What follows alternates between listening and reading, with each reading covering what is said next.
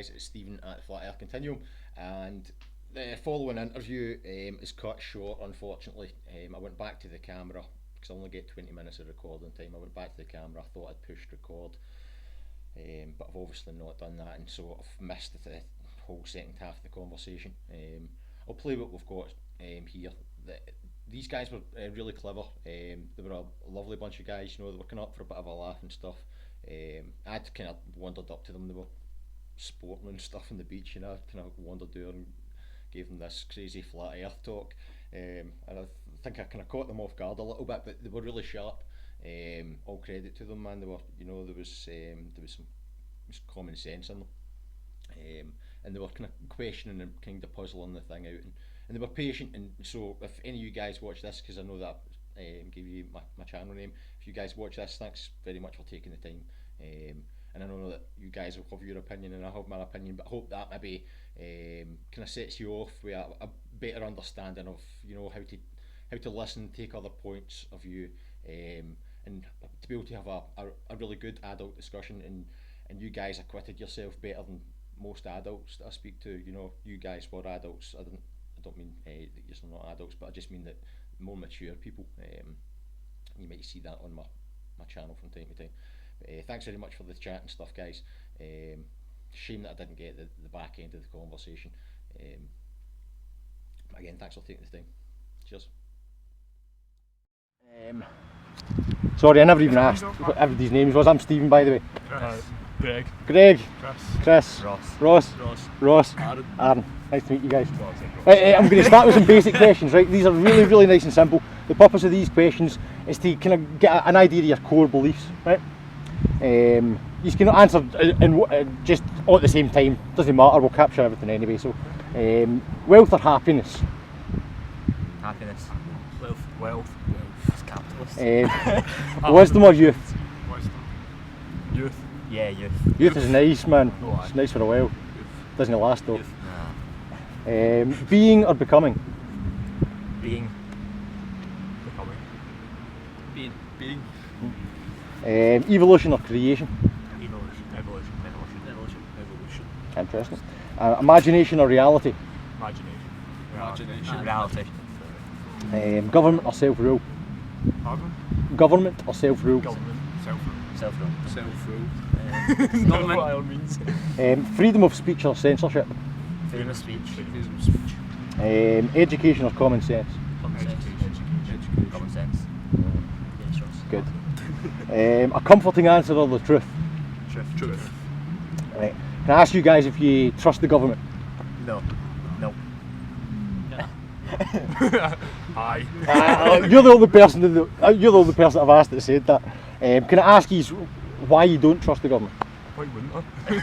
Because they're not in it for themselves. Exactly. The Tories are just in it for money, but they're benefiting. I'm the opposite of Engels. They just benefit the rich. They don't benefit us. It's all for themselves.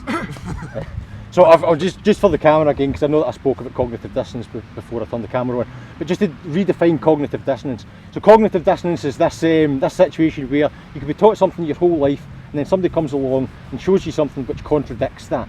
And what I'm trying to capture is this moment where you either suffer cognitive dissonance or you break free from cognitive dissonance. So this is what we're trying to establish. So I'm just going to basically break down the difference between natural science, formal science and social science. Natural science is the observation of the natural world. You have to be able to test it, verify it and demonstrate it. If you can't conform to those three salient points, it's false. Would you agree with that? Yeah. Yep. So a formal science would be a language like mathematics, which doesn't require empirical evidence to prove the axiom that's been presented. Would you agree with that? Right. So social science is, you imagine social science, the interaction of one belief system against another and how they, they battle one another. This is cognitive dissonance. So can I ask you if you think you live in a globe or you live in a flat plane? So it seems like a ridiculous question right off the first answer. So now we're going to go through this process of hypothesis elimination, right? So The Socratic method essentially gives us this methodology where between the rest of us, forget whatever has come to us from secondary sources. Secondary information source would be the government, media, other people telling you things that are true that you've not verified for yourself. Have you get that? Yeah. Right, so would you all agree that it's the natural physics of water to take the shape of a container, to find an equilibrium, and then to become level? Yep. If the Earth is covered in 70%, more than 70% water, and water conforms to the natural physics that we observe here, how can your world be a ball? Because of gravity. Interesting, you've invoked the magic spell. We'll get to gravity in a minute. What about the rest of these? I mean, you can calculate the curvature of the Earth, so You can, and I've got the calculation so here. you can just do that. And so we'll- in the horizon there, that proves it's round there. Right, so because you guys you've identified the gravity, you've talked about gravity, you've talked about perspective. These are things that we will approach, but I've got to go through this Socratic process. So we've established that water has to conform to the natural physics that we observe here. Is that true? Does everybody agree with this? If I took the liquid out of this and asked you guys, could you make the liquid conform to the exterior surface? Could you make it stick to the outside of the bottle? No, probably not. I'll ask you again, how can your world be a ball? Because the gravity of The magic bottle spell, we'll get to doesn't gravity in have a minute. The gravity of the bottle isn't enough to overpower the gravity of the Earth. So sorry, just say that again. The gravity of the bottle So- won't be able to overpower the gravity. Right, so the gravity of the ball, just present something to you. So I'll deal with perspective first, right? Just looking at to the horizon there, would you guys say that the horizon is rising up to your eye level? Yeah. Have you been on a plane? Yeah. Have you ever looked at the window? Uh-huh. Does the horizon rise to your eye level still? I've not been recording for 4 years. I've no idea. So I'll just show you guys these pictures. Just pass it around yourselves. So that's pictures of the horizon, and that it always rises to the eye level. The very top most picture is a hot air balloon that is up at 180,000 feet. That's a member of the public has done that. It's not an image that comes to you from NASA, and the horizon rises up to your eye level. Would you agree that that's what you're seeing there? Uh-huh. Yeah. Can I ask you what shape the horizon is? It's straight line. It's a straight line. So would it be fair to say again that the natural physics of water is observed to be flat, no matter how high you go? Well, you should probably go a bit higher and you'll be able to see it. It's interesting. We'll talk about that in a minute. So what do you think? Horizon's rising to your eye level? I know that this is true. You might have looked at just to talk about planes. Is it possible that you could imagine seeing curvature that isn't there? If you imagine the shape of a fuselage, it's spherical, and so the windows of the fuselage have to necessarily be convex to conform to the spherical shape of the outside surface of that fuselage. And every time that you're wearing glasses, and so you know that there's a convexity to the lens, and that it bends light. Yep. And through this distortion of light, when you're looking through a fisheye lens, essentially, because that's what you're looking at when you're looking through one of these windows, that you'd get a distortion of the horizon. Yeah. But it's literally just caused by the bending of light moving through a lens. Yeah. Would you agree with that? Yeah. Right, so simple stuff. So we'll get the curvature calculation of the Earth here, right? It's stated that the assumption is that for the first 8 miles of curvature you should observe, for the first mile you should observe 8 inches of curvature, and that for every subsequent mile that you observe, the angle should increase inversely to the square of the distance for every mile observed, right? You can't actually see Ardrossan from where we're sitting here, but Ardrossan Harbour's just over there, right? So between Ardrossan Harbour and Broddock Beach on Arran, there's exactly 17.4 miles. I know that I've done this myself personally. So there's 17.4 miles.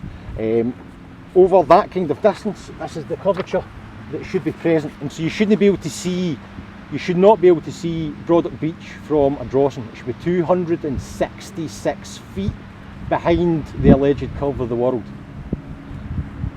But you don't see that. So that's basic linear perspective at work there. I think I gave you the other one, so you can see linear perspective at work there. If you guys pass that practical example around, you can see that there's a guy on a football field, right? The football field is 360 feet from goalpost to goalpost, and there's a camera set down at one of the goalposts. Yep. As the chap walks across the flat level field, playing field, that he disappears over what's called the apparent horizon. As he walks over that apparent horizon, do you guys think that he's disappearing around the curve of the Earth? Was that? No. You think he's disappearing around about the curve of the Earth? No? Someone's not cut his legs off.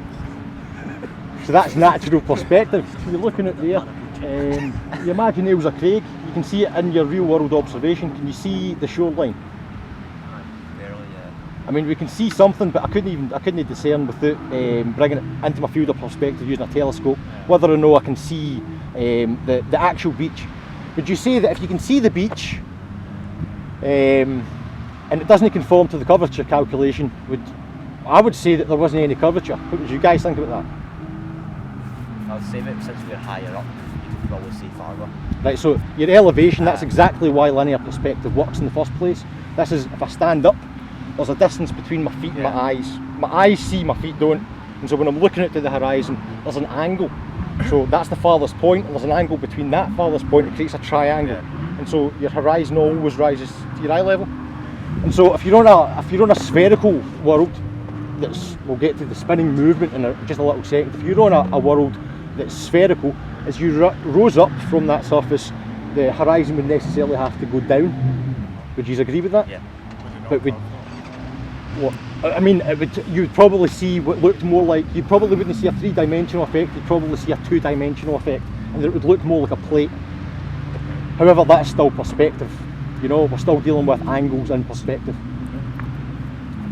So based on that idea, the world should get smaller in your field of perspective as you rise higher and higher and higher. But nobody observes that. The only people that observe this apparently is NASA. I'll just show you some other images. I'm going to have to flick through this lot to try and find it. Just give me a wee second.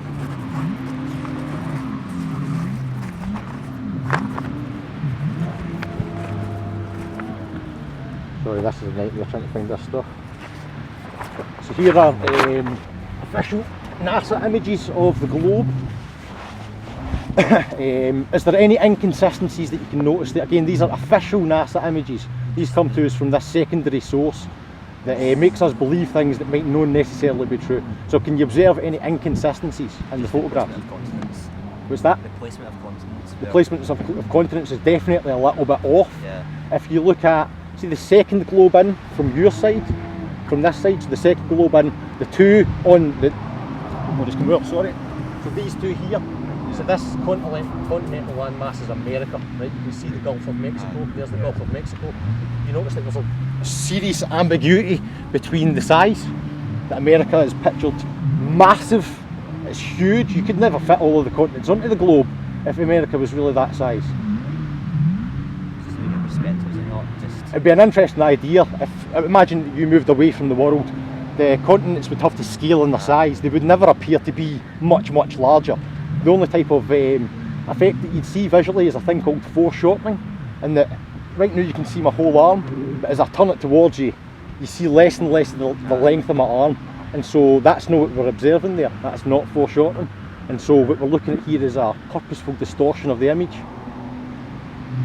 Based on natural physics, natural observations, if I says to you guys, I've got a fucking pink unicorn, you going to believe me? Right, so in all seriousness, you're only going to believe me. You know, so you're not going to believe that. If I showed you a picture of my pink unicorn, would you believe that? You're definitely going for the pink unicorns, man. Fucking right. So you'd establish that pictures are only a good enough form of proof or evidence to prove that something was real. Yeah. Interestingly, you'll note on that image with the NASA pictures that it states quite clearly, and if you go on to the NASA's official website, or I can't remember the other one, the Jet Propulsion Laboratory, they're all part of the same group. If you go in and you look at their images, that it clearly states that they're images. If you take the definition of the word image and then you compare it to the definition of the word photograph or the word composite or CGI image, you'll find that an image isn't something real, it's something people have stuck together. It's an artistic interpretation of a thing from a perspective because they weren't able to get a photograph of it. So as it turns out, there's no images of Earth from space, and that there's no video of.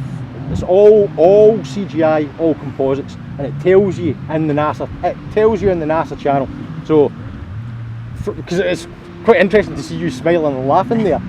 So, based on the natural physics that you can see around about you, do you still think that you live in a globe? Yes. Still think you live in a globe. Okay. So, if I talk to you about centripetal and centrifugal forces, are you aware of these forces?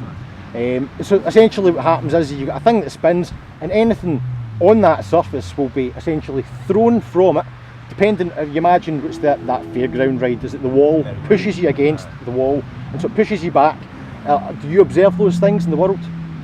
It's the fact that your body wants to stay in one position and go in a straight line. That object is always going to the centre, so you always feel that force against Right, the wall. so we're dealing with the forces that you'd observe in a car. So if I could just describe this force, everybody's experienced this. If you're in a car, you're going round a roundabout, what happens is that the car has to follow the vectoral movement, okay? And so that movement becomes, the weight of the vehicle shifts to that line, okay? So you inside the car also shift to that point. Have you ever felt that? Yeah. No, I mean, have you ever felt it in the real world? Sorry, I phrased the question incorrectly. Have you ever felt that force in the real world? It's not really a force.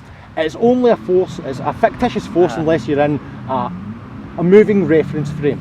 That would be the correct terminology for this. So if you're in the reference frame, should you feel it? If you were spinning on a ball, should you not feel that force? I don't describe it as a force, I just feel it as like... But if the world is spinning, then it does apply, which makes it a force. It only becomes a force in a spinning reference frame, and so it's applicable to the spherical spinning globe. Do you feel this force? Have you ever felt the movement, alleged spin of the Earth? No. Going back to the process of hypothesis elimination, if we can't test it and prove it and verify it, then we've got to throw it out as being false, because you can't prove it to be true. Can you prove to me that the world spins? Yes. How? Well, I don't know how to describe it, but different parts of the Earth travel at different speeds. Holy shitness. We'll get back to that in a wee second. No, carry on, go for it. So if you're standing like high up in the Earth and someone else is standing below, we'll move different distances. Although we're still travelling at the same radial velocity, but regular velocity is not the same, so they're travelling at different speeds.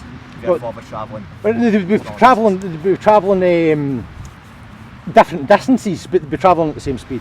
If you imagine a record player, the inner tract moves at the same speed as the outer tract, however the inner tract moves a shorter distance than the outer tract. Yeah. And so they certainly wouldn't be moving at different speeds. They'd have to necessarily move at the same speed. Would you agree with that? Well, with angular speed, yes, but... Yeah, angular momentum. Yeah. So dealing with angular momentum leads you back into this analogy that we've just described with the car moving around a roundabout. That necessarily you're forced into a centre of gravity. We're back to this problem where we've already established that you don't feel that. If you don't feel that force, is it happening? If it's true and the world is spinning, you should feel the force. Is that correct? Would you agree with that? It would be cancelled out by a different force. Can you demonstrate that anything could cancel that force out while you're in a car, moving around about that vector? Could you stop yourself from being pulled to the edge? You can still feel your centre of mass being pulled though, can you know? You can literally feel it. I don't know how to describe it, it's not being pulled, it's just travelling in a straight line where the car is moving. So what's interesting is that again, if you come back to this secondary knowledge source, so they tell us that the world is spinning. However, they also say that every point is the centre of gravity, which we know to be fallacious. If I'm in a car moving around about, the centre of mass moves into that line that we've already talked about, which means that everything in the car all moves towards the same point. Would you agree with that? So every point of the car is definitely not the centre of mass. Would you agree with that? Every point inside the car is not that line, does not sit on that line, and so everything that's not on that line is forced into that position, but we don't feel it. What do you think about that? We're not going fast enough for us to feel it. Interesting, we'll get to that in a minute.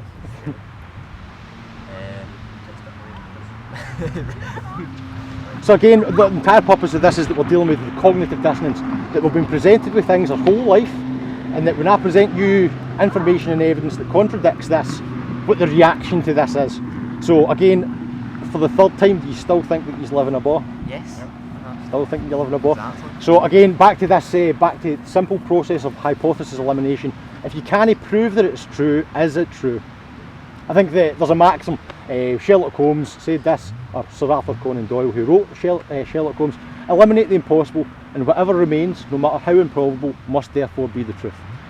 If you can't prove something to be true, is it true? No. So, how if the Earth's flat, how is there still water on it? Why hasn't it fell off the sides? Are you presuming that there's a side? Are you presuming there's an edge? If your universe is infinite, how can my world not be infinite? I know that the world goes out, extends everywhere. Why would I imagine that it suddenly stopped? If Earth was, if Mars Mars isn't above like North America. It's miles away from us. Yep, it's in the sky. I mean, it's got nothing to do with the landmass. We're talking about landmass and what physically applies to us here in the world.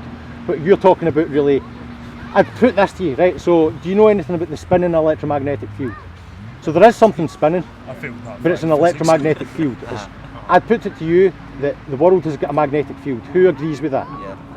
Who agrees that the world's got an electric field? You don't see lightning? Again, there was a couple of points in there where, especially the younger chap in the middle, who was really sharp. They were all sharp, but the chap in the middle, he recognised, fundamentally that you should feel this force. And what I wasn't really able to get across at this point, and that most people should recognise, is that when Newton put forward his theory of gravitation, it was about the motion of things in the sky, which we can see spinning, and it wasn't really applicable to the world. And what people need to understand is that gravity is an emergent force. That's what we talked about. It's not really a force. He said gravity is not really a force. However, it'll tell you, I mean, that's really contradictory to this mainstream idea that gravity permeates all things, it's universal. But when Newton put that theory forward, it was essentially saying the sky's doing one thing, and we can see that force present here, but only when you actually move, and without that movement, it's completely, it's the idea that we'd be moving would be fallacious. It really gutted not to have the back end of this conversation. By the end up, I don't think that I'd cracked the nut there.